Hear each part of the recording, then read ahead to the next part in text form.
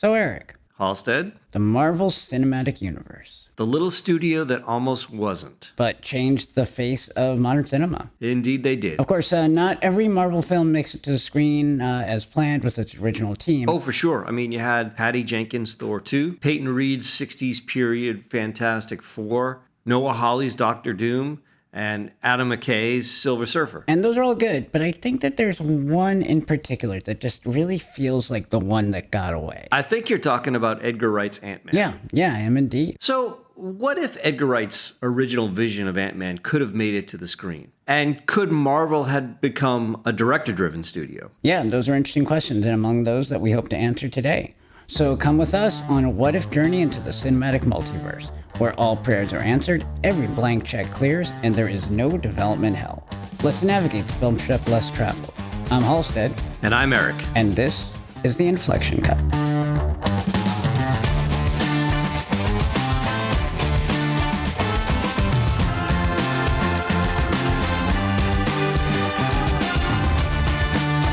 If we're going to talk about Ant-Man, we first have to talk about Marvel Studios. Ant-Man and Marvel, as we currently know it, kind of had their inception around about the same time, which is sort of interesting considering how late Ant-Man actually landed on the Marvel slate. But I think that if we really understand both why a crazy little C-list character like Ant-Man happened, we have to understand why Marvel was willing to look at them at the time. And to do that, I think it's good if we kind of go back and look at how the Marvel studios that we know today came to be. Eric, do you want to talk about that a little bit? The four people who really drove the business building of Marvel Entertainment was Kevin Feige, Avi Arad, Isaac Perlmutter, and David Maisel. The two most important were Arad and Feige. So Avi came to America from Israel after he was wounded in the Six-Day War. And he ended up working with Isaac Perlmutter, and they became the co-owners of Toy Biz.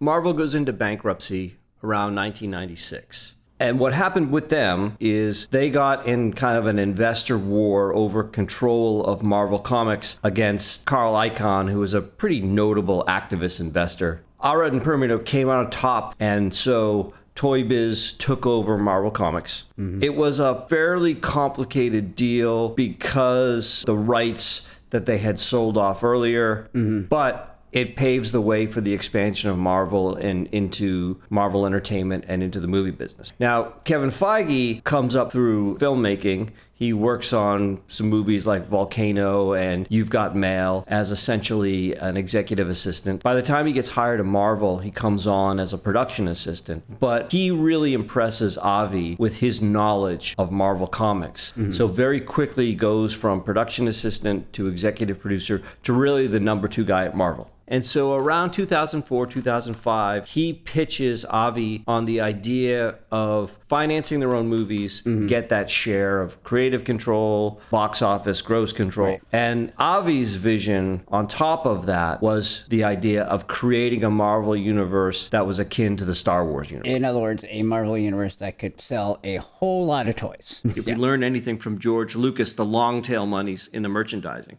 So just to kind of put this in perspective, right? Of the $2 billion that all the X-Men movies made, Marvel got $26 million. Mm-hmm. So it was a pretty small piece. And then they brought in someone named David Maisel, who was kind of ex-Disney, ex-CAA.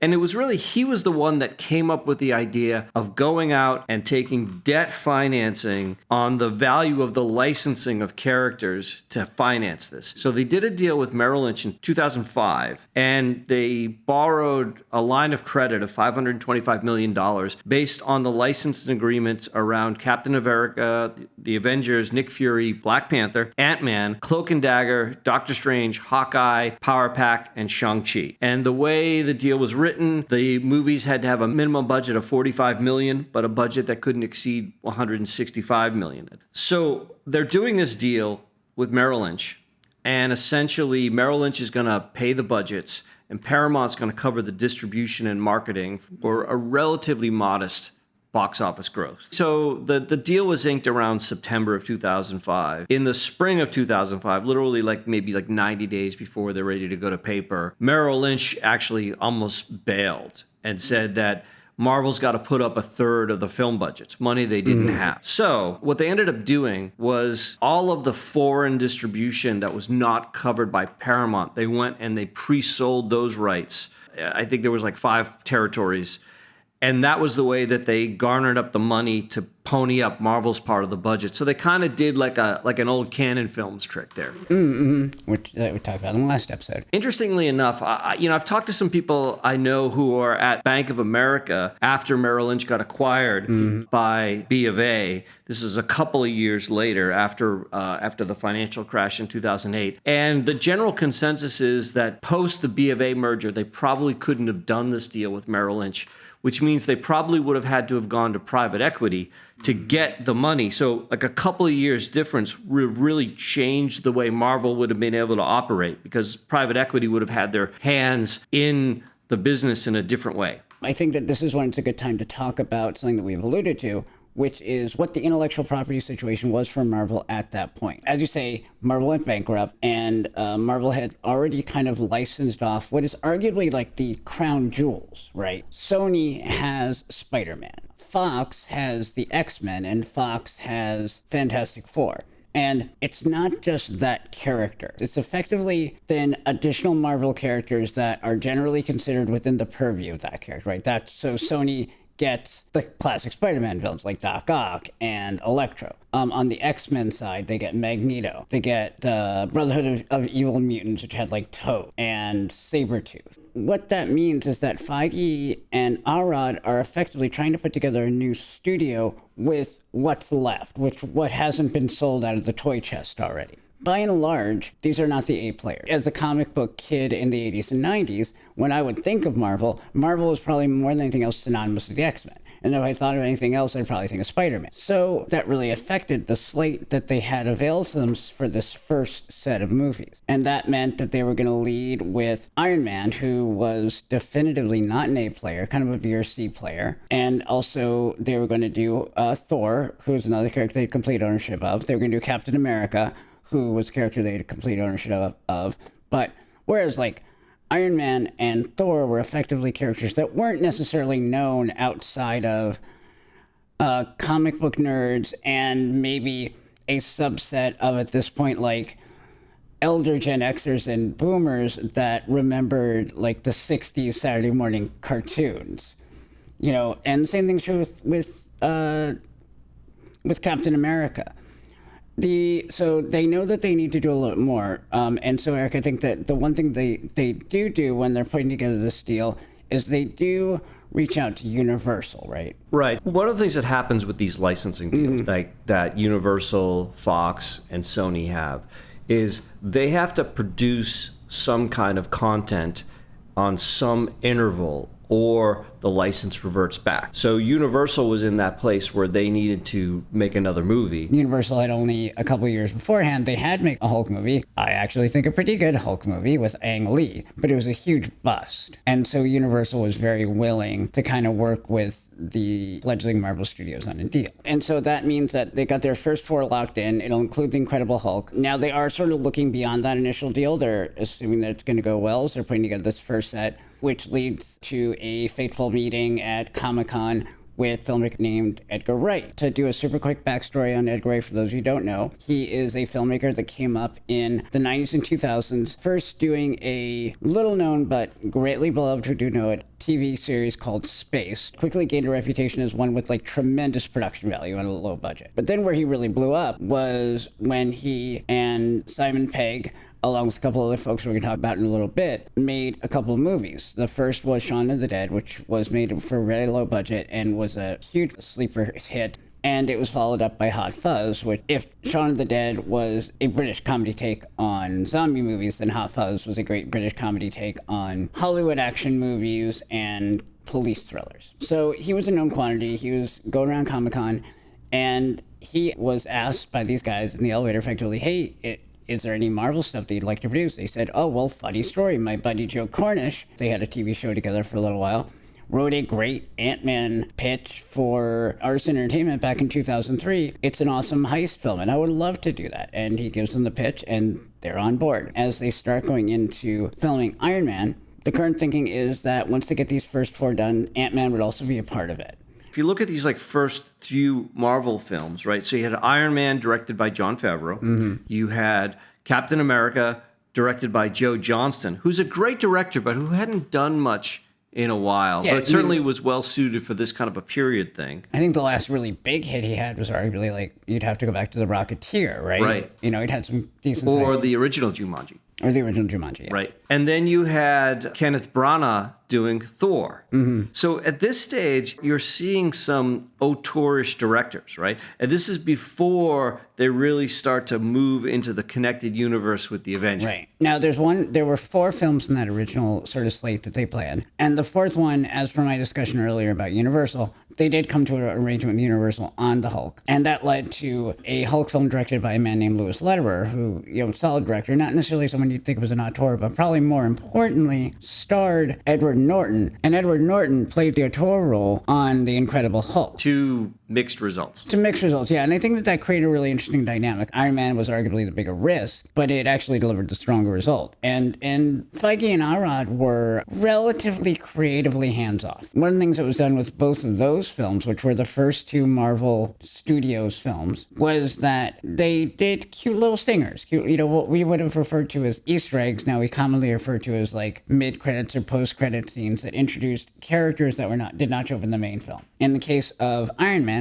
they introduced a character named Nick Fury and did a cute little tease. And that's all that it really was. Similarly, at the end of the Hulk, you have Tony Stark show up in the post-credit scene and mention that he's putting together a team to General Ross, at that point played by William Hurt. These were both planting serious seeds for some connection, but again, they were cute little things at the end of the movie. They were there for another reason too, which goes back to the financing deal with Merrill Lynch. That $525 million was based on the licensing value of characters. Each one of those characters showed up in the stinger or the mid-credit scene because they wanted to make sure that they were punching up the licensing value. That's interesting. Yeah, that makes sense. So if you kind of look at this from a timing perspective, had Ant-Man got into production during that period of time, that sort of phase 1 period where they were doing Iron Man stuff, there was probably a better chance that they would have done the Edgar Wright sort of more standalone Ant-Man movie. Right. But some things delayed it. So That's right. So Iron Man isn't just a success.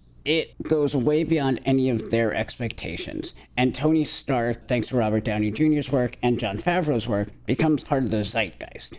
And what they decide that means is they're going to pivot from the Hulk and Thor directly into Iron Man 2 and then Captain America. Especially if they wanted to get to the Avengers reasonably soon. They kind of had to pull out Ant-Man and then slot in Iron Man 2 into what becomes known as the first phase of the Marvel Universe. And if we look at the arc of those first 5 films leading up to the first Avengers movie, you can see the connectedness of these films become a bigger and bigger thing.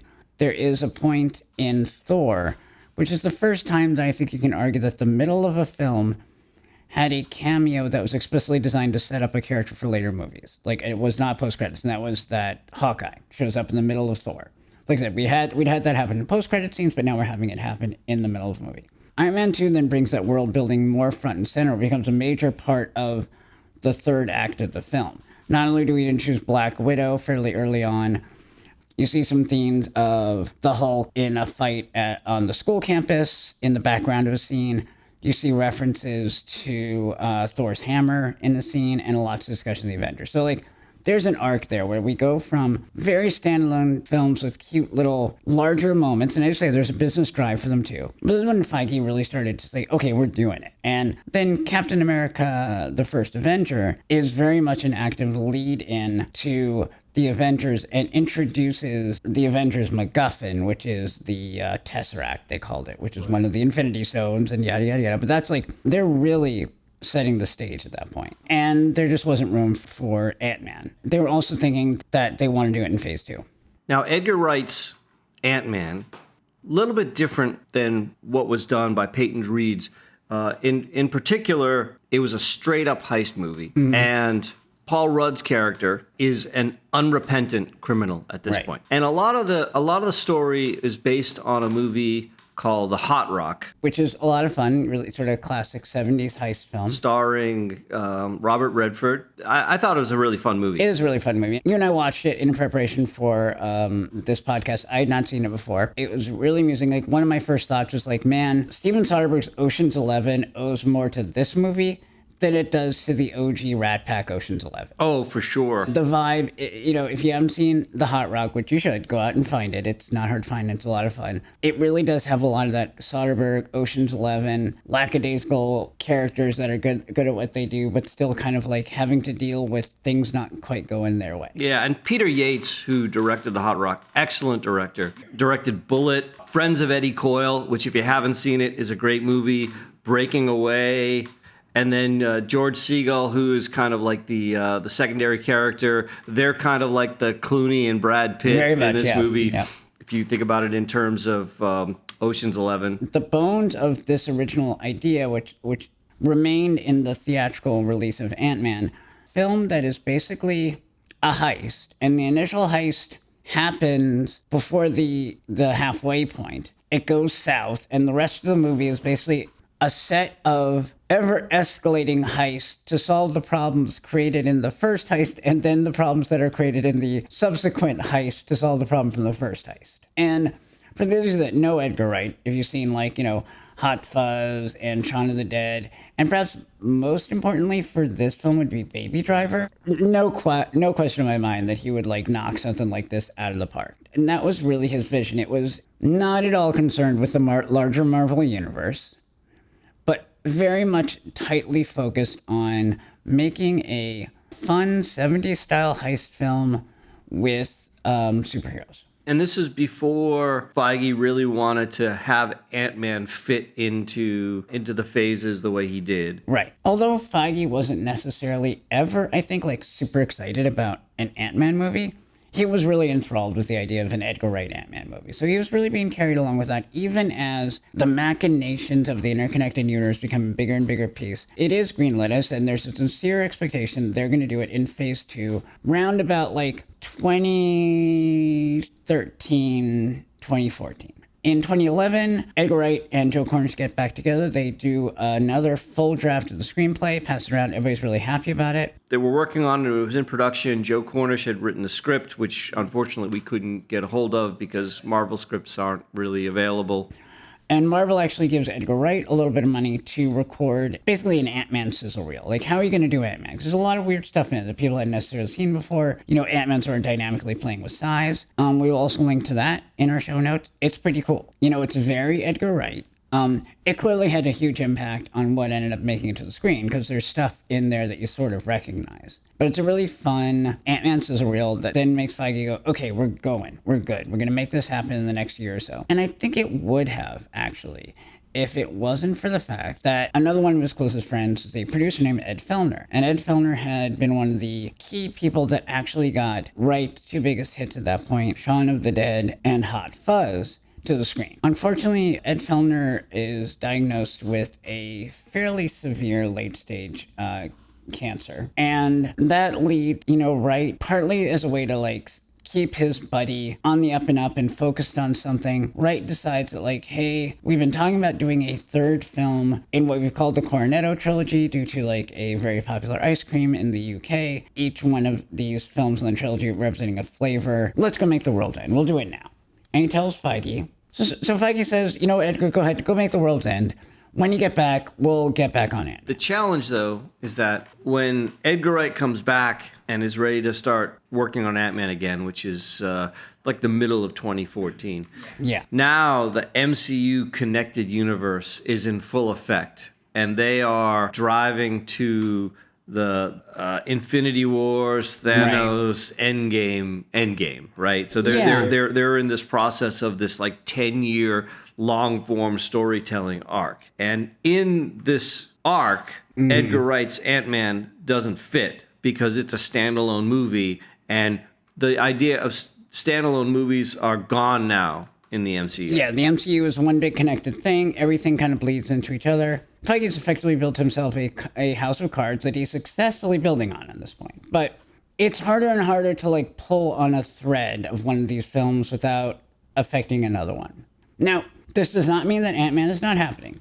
When Wright comes back, he and Cornish and Feige, they do a deal. Ant-Man's going to be a part of Phase 3, and it is at that point scheduled for production in July of 2014. But while Edgar Wright's been away, as you say, the Marvel Universe has kind of gone from what Wright would have reasonably seen at the beginning to be, yes, it's connected, but it is sort of director and creatively driven. It's gone to a model which I actually think is much closer to the television production model, where you have writers and directors, but the people running the show is not the director of an episode. It is a role that we call the showrunner, which is the person that is effectively in charge of both the production and the vision of a ongoing TV series. This is probably a good time to talk about some of the key creative voices that were there from the beginning, because I think that it is a way to sort of track the way that Feige is the one connecting thread here, but then we have a number of other filmmakers that play important roles at key points in the evolution of the Marvel Cinematic Universe.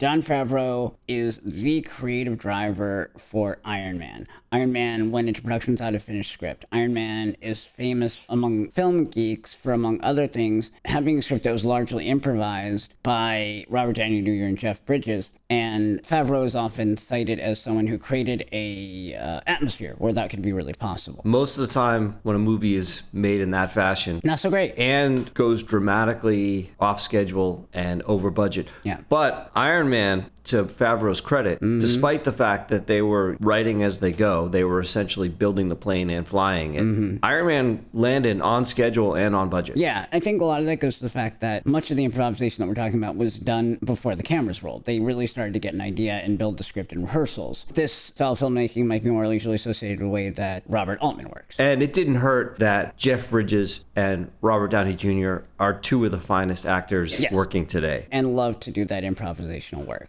Now, Favreau's reign is actually really short. That's true. That's true. But what really happened with Iron Man, not just because of the success, but the way it was received by the audience, is its mix of story and action and comedy really sort of set the tone for Marvel movies moving forward. Where Favreau decides to get off the train is before the end of Phase 1. It's actually Iron Man 2. He tries to effectively concoct the same magic with Iron Man 2 that he did with Iron Man 1. I think Favreau is a very good director. I think that he has a lot of talent. I do, however, think that, Eric, you and I sometimes talk about there are films that are acts of intentional art, and there are films that are acts of chemistry, where all the pieces just happen to bounce against each other in the right way. They weren't necessarily an obvious mix, but it works in the broth. That chemistry didn't quite come together again, I think, for Iron Man 2. Part of it was because they were rushing through production, and also, and Favreau has said this is why he got off the bus, Iron Man 2 was where a film really started to carry water for the larger connected universe. So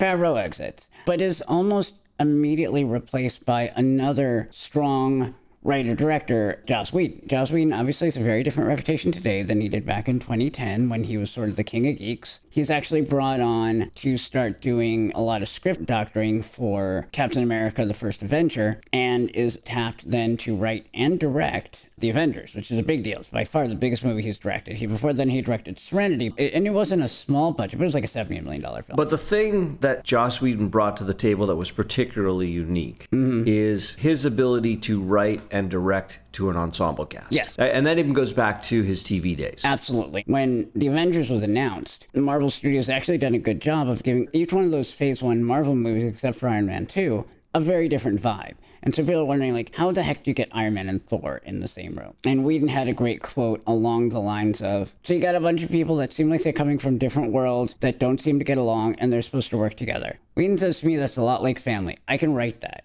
And I think he does. I would argue the inflection point was the Winter Soldier, when they brought the Russo brothers in, which makes sense because the Russo brothers were primarily TV guys from that point. Yeah. So it was Feige's vision, and someone like the Russos were there to carry out that vision. I think that Whedon kind of carried it to that inflection point, by his very creative nature, was in line with the idea of a connected universe. He was coming from TV. He had his own, smaller scale connected universe on TV with Buffy and Angel, and was used to the idea of carrying people between the shows and like having storylines between the shows. Although he was certainly a strong vision, it was kind of easy for Whedon to carry you through phase one. And when you mentioned the Russos taking over, the Russos had a really interesting career in TV, doing like some of the best episodes of really good TV shows. But TV shows like, I think we think of Community, right? They meshed really well with a very strong creative mind, strong-headed, to be clear, Dan Harmon. But they were able to like really do something very common in advertising, which is this notion of plussing. So in advertising, when you bring in a strong creative to direct your television ad, bring in like a David Fincher, right? Or a Spike Jonze. The term they use in advertising is plussing the boards. The boards being basically like the storyboarded, laid out version of an ad. The Russos are the definitive examples of like whatever the Hollywood equivalent is of plussing the boards, right? They executed expertly on what was a pretty solid foundation.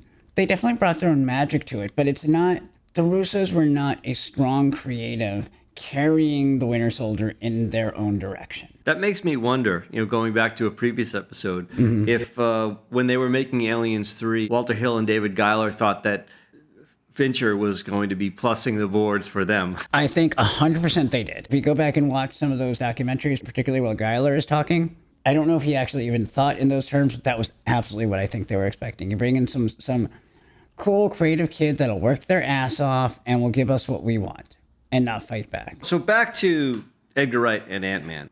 What ends up happening as this starts to unravel in the sort of clash of vision and the fit inside the MCU is Feige actually goes and commissions a script draft without Edgar Wright or Joe Cornish. And I believe it was Adam McKay that they brought in to do the writing.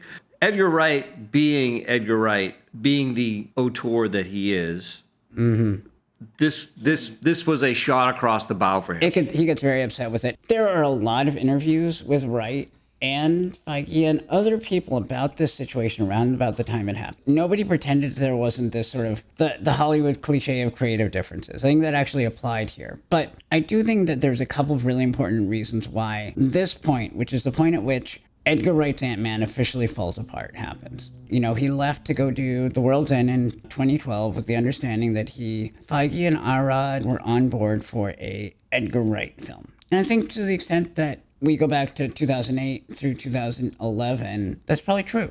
Yeah, it absolutely was. But then when he came back, the MCU had changed. Edgar Wright hadn't changed. Yes, the MCU had changed. And there's place setting to do, and there's characters you need to introduce, and locations you introduce, and at this point, we're starting to introduce concepts that were going to be really critical for the end of Phase 3, which is the Infinity War and Endgame, which is the quantum universe. Ant-Man had critical linchpin points in Civil War and Endgame. Yeah, there was no quantum realm in Edgar Wright's script. There was no visit to the Avengers campus to have some fun with Falcon in the Edgar Wright script. I think the only mention of the Avengers in the Edgar Wright script, from what I've read, and it did make it into the release version of the film, is literally a line where Scott Lang, Paul Rudd's character, is talking to Hank Pym, Michael Douglas's character, and Scott Lang says something like, "This sounds like a job for the Avengers."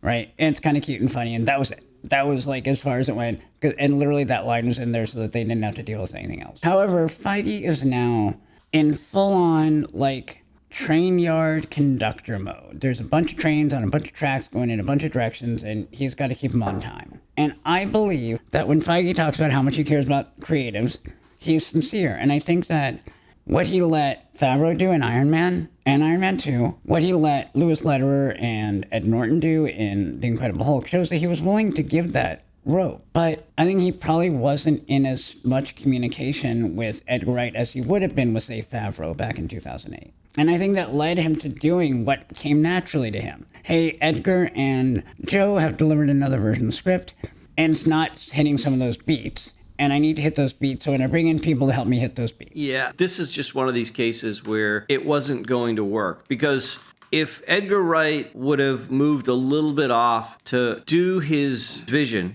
but do it a little bit different so it fit in with the universe, then it probably would have happened. And the evidence of that is Guardians of the Galaxy. Right. Okay. Guardians is at least a wild as pitch as Ant-Man, if not much more so. You know, it is a set of characters that even relative to Iron Man and Thor and the Incredible Hulk and Captain America is way out there. Oh, yeah. I mean, Guardians was barely a footnote in the Marvel universe at that point, although that also made it potentially lower stakes if it bombed. All three of those films are James Gunn movies. Right. If you've seen other James Gunn films, all the hallmarks of what he does are in there. And it's interesting in an era when these Marvel movies are getting more and more constrained, and it's more Feige overseeing and then bringing in really good directors to create little moments, right? So I would argue that, like, the Russos were good at this. Whedon was really good at this. Like, when I think of, like, the movie that actually made Whedon quit Marvel, which was the second Avengers movie, Avengers Age of Ultron, the best moments in that movie were Whedon's character beats. There's, like, the post-party scene. Right, which everybody thinks of, where they're all playing with who can lift up Thor's hammer. Like, that was just Whedon. That was just Whedoning. And Feige was willing to let him. As long as you hit the beats that created the continuity. And that's what I believe was the conversation with James Gunn and Kevin Feige. You can do all of the James Gunn things you want to do, but here are the as beats long as you I hit the beats. Same with Sam Raimi, right? You can do the Sam Raimi flying broken mirror shard or whatever, but you got to do the beats that are going to fit this in the overall arc. And the second the second Doctor Strange movie that Sam Raimi directed, it had some, like, really classic Raimiisms. But it clearly was, the Raimiisms had to take a backseat to the housekeeping that the movie needed to do. And I think Edgar Wright was not willing to make that compromise. That's exactly right. Edgar Wright's exact words on the subject were that, I'm in the business of making Edgar Wright movies, and Kevin Feige's in the business of making Marvel movies, and we just couldn't come to terms. Now, I think that you're right, though, too, Eric. This wasn't a case of irreconcilable differences. If Feige hadn't been so busy and hadn't just gone and commissioned a script without Wright, which, if you know Wright, again, Wright is very hands-on. He is collaborative, and almost all of his films have one or two other strong collaborative hands in it, right? Like the Cornetto trilogy, you know, you got like Simon Pegg, who co-writes all of them and is as much a creative force in those films as Edgar Wright is. Oh, for sure. And Ed Fellner, too. Yeah, and Ed Fellner and Joe Cornish. Joe Cornish actually ends up making a name for himself around about the same time. I think a year before Wright does The World's End, Cornish comes out and he suddenly makes a name for himself as a strong indie director with a great movie called Attack the Block. That is a great movie. And one hell of a directorial debut. Attack the Block's really fun. It is aliens versus the hood. So back to the Ant-Man story. It's green light. Everybody agrees it's going to start shooting, I think, in early July. Wright leaves at the end of May. So, like, there's like 5 or 6 weeks before lensing is going to start. The director walks. And Paul Rudd strongly considers bailing. Yeah, right. Yeah, because almost everybody that signed on, the names that signed on, and you got some good names. You know, not just like people like Paul Rudd and Michael Douglas, but like a lot of the smaller character roles were played by people that had choices at that point. Michael Pena. Michael Pena. He was awesome in that. Michael Pena's role in Ant-Man, I mean, he upstages everybody.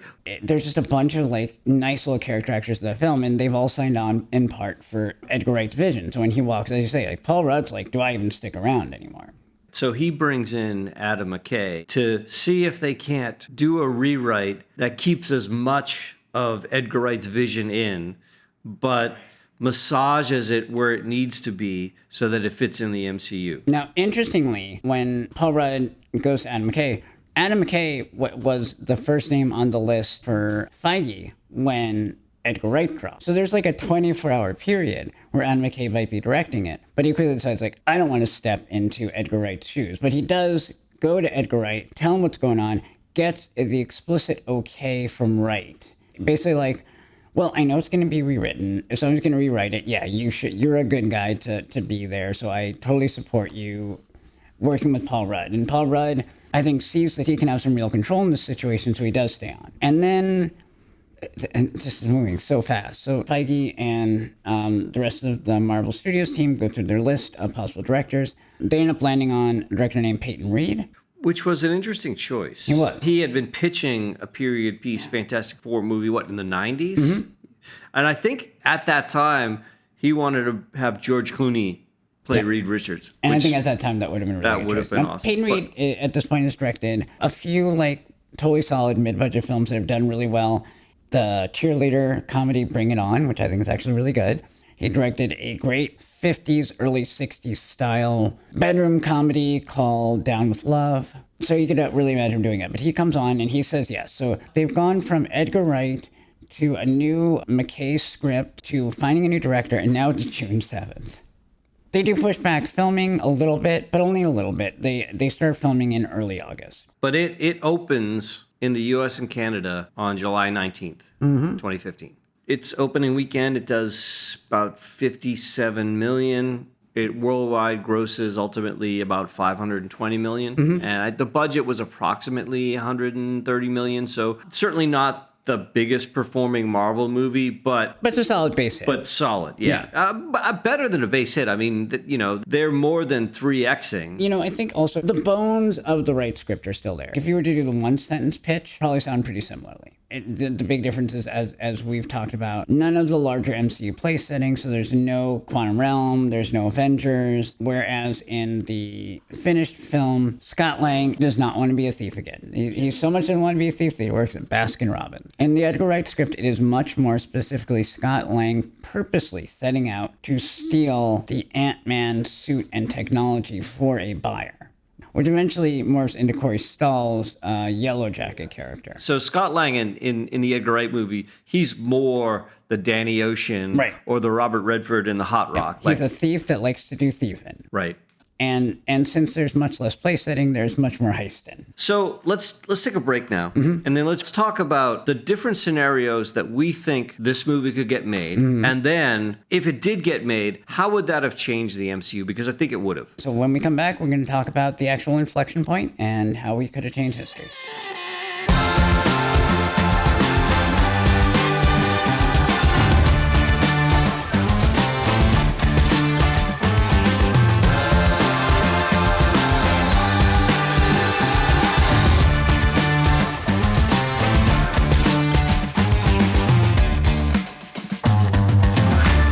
So Ant-Man is released July of 2015. Does well. Does a total box office growth of $520 million on a $130 million budget. This is what, the last movie in Phase 2? It is technically the end of Phase 2, although it serves an interesting purpose, which is it actually was released after Avengers 2. So like you have the big ending. Right. It's this like sort of standalone thing. Right. But at this point, we are full on connected universe. It's never the best look to quit a job just before an important project is finished. But I think that Edgar Wright was right.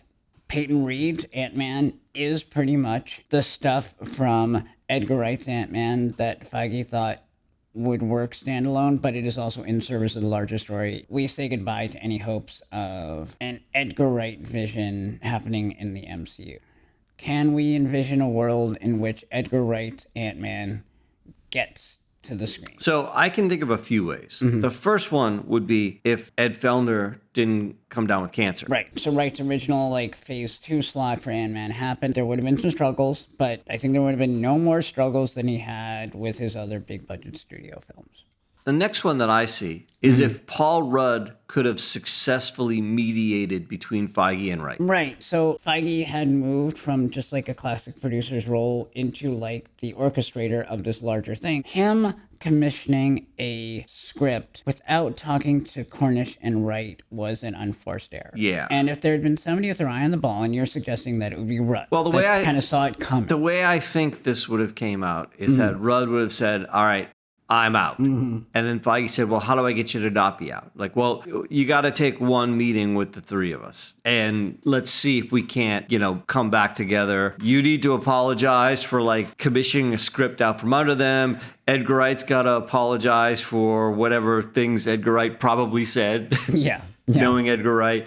And let's see if we can't land somewhere where Edgar Wright gives up enough to connect it in the universe, but Feige gives up enough control so that Edgar Wright can still do an Edgar Wright movie. Yeah, maybe the quantum universe is still important, but instead of maybe making it the key to the end of the third act, it becomes a mid-credits thing. So let's talk about the third one.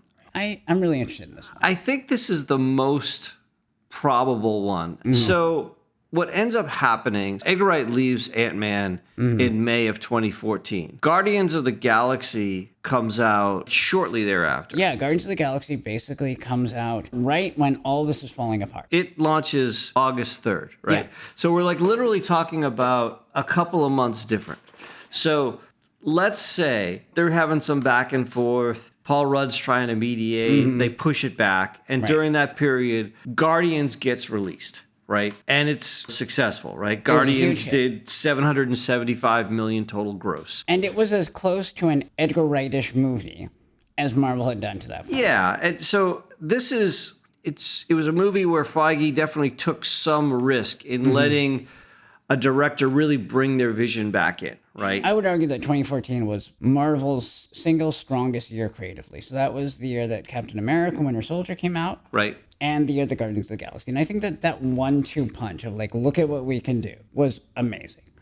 What if you flip those? There's nothing about the continuity that this would cause a problem with. In fact, the only references to the larger continuity in Guardians of the Galaxy are basically the MacGuffin. And Captain America: Winter Soldier could just easily come out afterwards. So if we flip those two movies, we've got Guardians of the Galaxy coming out at the beginning of April. So now Feige has a very different set of facts in front of him. And even if it's as simple as Feige and James Gunn are having celebratory tequila and cigars or whatever they do when they're happy. And Feige starts talking about, like, I'm really worried about where Ant-Man is going. You know, here's the situation. Wright doesn't want to do the table setting. And someone like Gunn in his ear, who's just delivered this way out of the envelope hit. Not only is this not a major set of characters, also we're introducing a whole new Marvel milieu, which is the cosmic milieu. It's like a totally different thing. And we know that Gunn is a real protector of creativity and individual, you know, it's like strong creative vision. Maybe Gunn could have been successful in not just finding a middle ground, but actually convincing Feige that the things that he felt were really important to do table setting in Ant-Man didn't need to be done. That, like, the quantum realm happened with Ant-Man because Hank Pym made sense. Maybe that could be a post-credit sequence. But the point being that, like, Gunn gets Feige to a place where, like, okay, just look at how great Guardians of the Galaxy worked for you. And we just did a little bit. We just sprinkled in a little bit of Marvel. Remember how great the first Iron Man was? And that was just letting a guy like Wright go. That then I think we could get that movie. I think so too. Like, Feige would be informed differently on what he needs to do movie-wise. Now, he might want to come back and maybe do it at a lower budget. Maybe he does it like $75-80 million. Right. And the interesting thing is, I think it's got the freedom to do this now. We're outside of the initial deal. If you look at where Ant-Man does land. This is post-Disney acquisition. So the original Merrill Lynch deal has nothing to do with it. It doesn't matter at all. Yeah, you're right. Disney happened right around the time the first Avengers film lands. I mentioned before how Ant-Man is this interesting film in terms of the phases. It's sort of like, it dirties the phases concept a little bit, right? It is technically phase 2, but it's after the Avengers. If you look at it in terms of the phase arc that Feige likes to do, it's almost a feature-length post-credit sequence. Right. It's like a digestive. And by the way, they do the same thing after Endgame.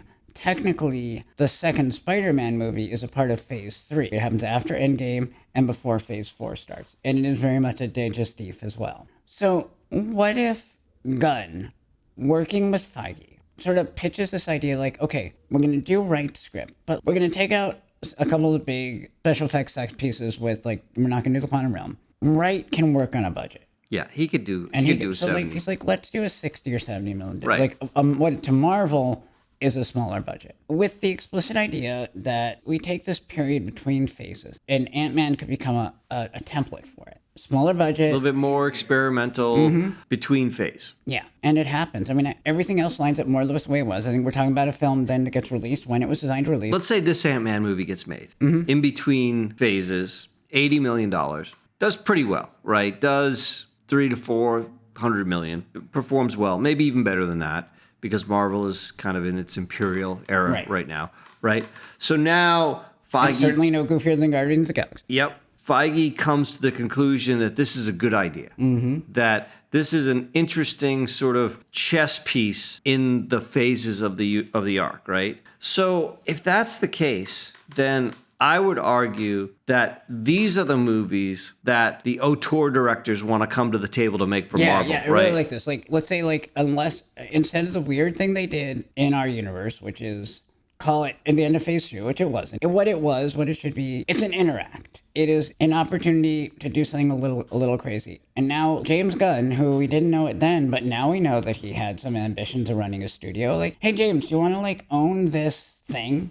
Let's say we do 2 of these a phase. There's a mid-phase interact, and there's a interphase interact. These are mid-budget films, so let's say in Marvel language, that's like 50 to 80 million. If you're Ryan Coogler, who's brought on to do Black Panther, you're like, okay, but I want to do Black Panther my way as an interact. As an interact, yeah. Which actually would have made a lot of sense. In Feige's show-running world, many of the best, most creatively driven Marvel films were the ones, and I include Gunn's Guardians trilogy, the ones that had to do the least heavy lifting just sort of organically. Right. If you think about it, Wakanda is introduced at the end of Civil War. Civil War, yeah. The only thing that happens that's really important to the larger MCU is that Bucky's there, and that's a post-credit sequence. But that happens in Civil War. They set that up in Civil War, and then at the end, what the post-credit sequence in Black Panther is seeing that Bucky's out and about. Right. You could watch the Phase 3 of the MCU, skip Black Panther, and although your life would be worse, you would not miss any story beats. Similarly, the first Guardians film does have Marvel in it, but it is strictly with one of the Infinity Stones, and it's really a MacGuffin.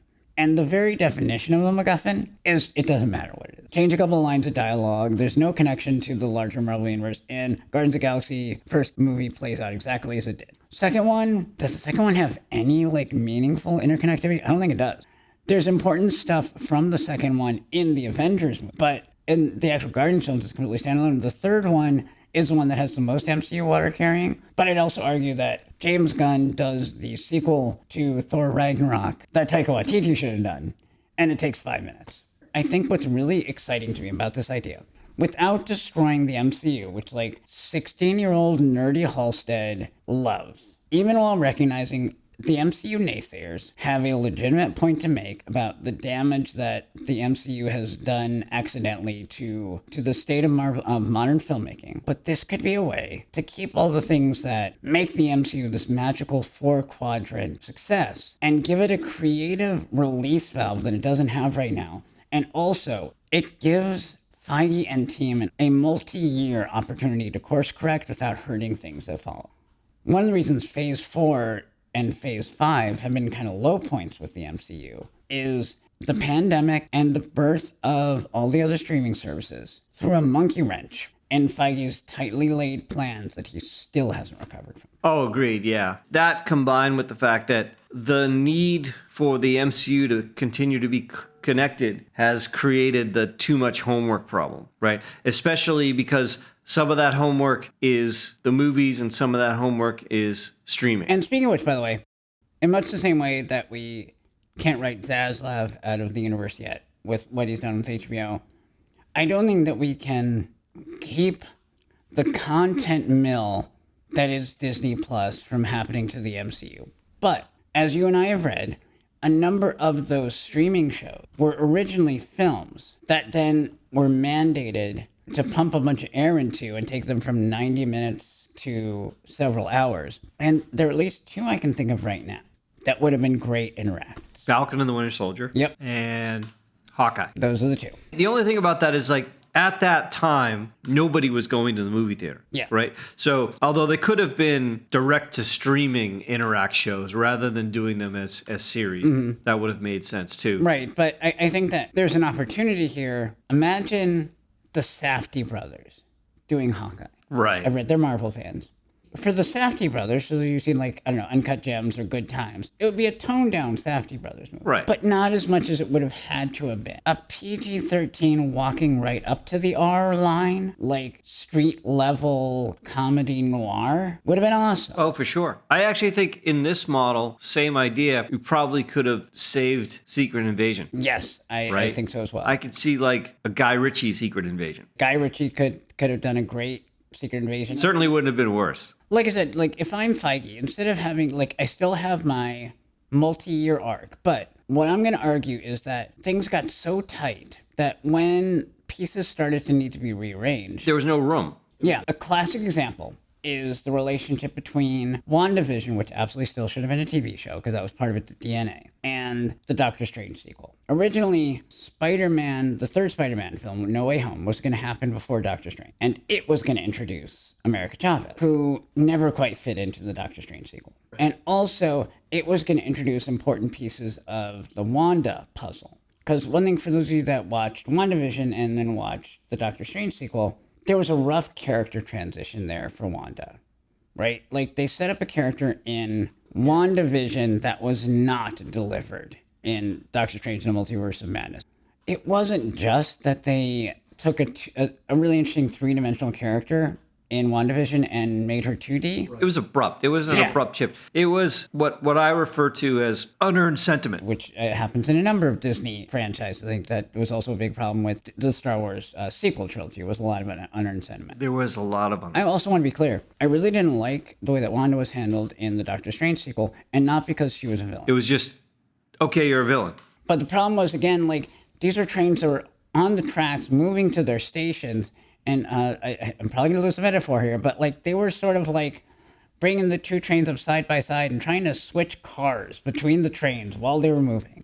And it didn't work great. And I think some of the weakest points in the MCU were because of a lot of that rework they had to do, but also because Feige had become so focused on keeping the trains running that there wasn't enough attention being paid to the quality of each one of these cars in Right. metaphor. And there that, wasn't any maneuvering room. one of the big complaints about the later Marvel phases, going beyond like the classic, like it's popular now, so he's supposed to hate it, was that they weren't connected enough. And I think that's ridiculous. Yeah. I actually think the opposite is I do true. too. The Infinity War epic was very organic. Yes, they had this vague idea of where they wanted to go, but even that, like, it was Joss Whedon that threw out Thanos as a, hey, let's just do this and see what happens. Like, that wasn't even Feige. Yeah. And actually, in the post-credit scenes, when he introduces Thanos' whole goal there is to win over Lady Death. Because in the comics, Thanos isn't a red-pilled chud that's trying to solve universal overpopulation.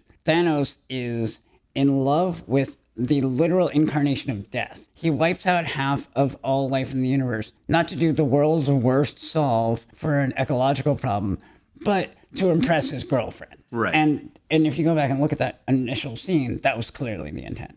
So this was not a grand plan from day one.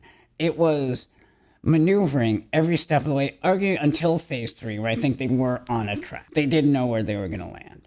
But even like the Infinity Stones, if you look at the first few Infinity Stones, it was a MacGuffin. It was a MacGuffin in Captain America. It was a MacGuffin in the first Avengers movie. It could have been anything. By and large, the best parts of those first 3 phases of Marvel movies, they were not chamber music. They were jazz, you know? And I think part of the problem was phase 4 and 5 needed jazz. And they tried to be chamber music, but they couldn't because, like, again, they kept on having to move the parts around because the pandemic was screwing everything up. And then Disney said, give us 30 hours of unplanned content. So they took things that were going to be probably not phase 4, but definitely phase 5 movie and turned them into TV series. Right. So yeah, all you people who feel like the problem with phase 4 and 5 was that they were not as well planned as the first 3. No, they were not as well improvised as the first 3. All right. So let's bring this back to the impact, because we've got to close up this podcast. I guess we got to wrap a bow on it sometime. We're planting a world in which there's more room for creativity. There's more room for what Marvel introduced with, say, the Netflix shows in a cinematic context. Daredevil totally would fit into this. Like, maybe not a hard R Daredevil, but again, a hard PG-13 Daredevil, which I think would have been fun. And, you know, it references the MCU, but it isn't critical to understand the whole story arc. The other thing is it also allows the MCU to take some risks. So if one of these doesn't really pan out, then it's not critical to the overall story. Like a Hawkeye that leans much harder on the hard-boiled aspect. Right. Or, and this is going to break my heart because I know it's not going to be what I wanted, what's lining up to be like the Young Avengers is like a action comedy a la one of our other favorite comics, West Coast Avengers. Sure. Which has Hawkeye in it, and Hawkeye. And I think that, again, not only would the Safdie brothers make a great Matt Fraction Hawkeye film, we're painting a world in which the Safdie brothers might actually want to make a Matt Fraction Hawkeye Well, film. not only that, but then you actually see the Marvel Cinematic Universe look like the Marvel Comic Universe. So in the Marvel Comic Book Universe, you had the A-list players, right? You had Spider-Man, Hulk, X-Men, Fantastic Four. And then you had the B-list, the C-list, the D-list. Now, ironically, the MCU was built... Started with the C-list. Yeah, essentially.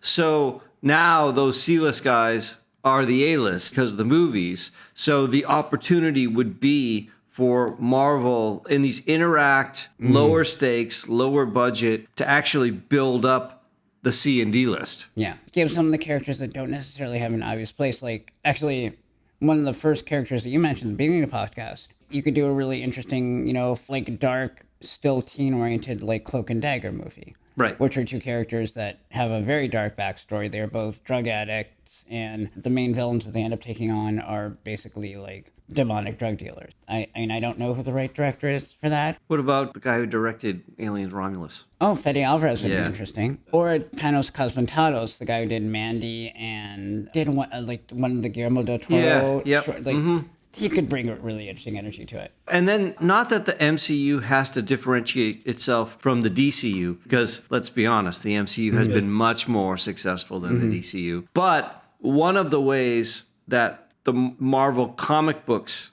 differentiated itself from the DC comic books is it always had a connected universe, multiverse, and DC sort of had to like reverse engineer that. And this would potentially be like another element of that, where they could build the next blocks of the universe up from the bottom up. At the end of the day, I think that we have designed a world. It's better for Edgar Wright. I think it's better for Marvel. Yeah, I think it gives Marvel more flexibility to adjust to the changing circumstances with the pandemic and with the dynamics of theatrical film and with the lanes of storytelling that they kind of stuck themselves in. So I like it. Yeah, I do too. And I think it ends with Kevin having much more room to play jazz.